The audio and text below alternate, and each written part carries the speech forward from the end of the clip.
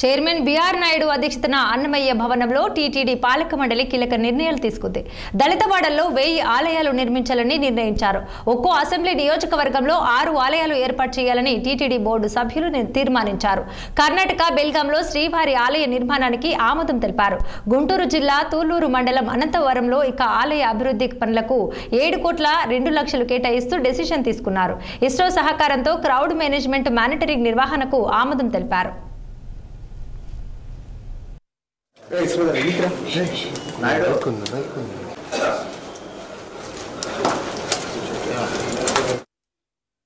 వరకు ఈ బ్రహ్మోత్సవాలు కార్యక్రమాలన్నీ కూడా అంగరంగ వైభవంగా చేయటానికి అన్ని ఏర్పాట్లు చేస్తున్నారు.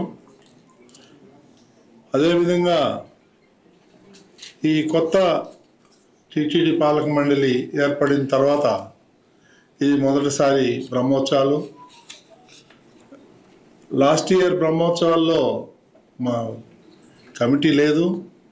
ఈసారి దీన్ని అత్యంత వైభవంగా ప్రెస్టేజ్గా తీసుకొని దీన్ని కార్యక్రమాలన్నీ కూడా దిగ్విజయంగా జరిపించాలని చెప్పేసి నిర్ణయం తీసుకున్నాం.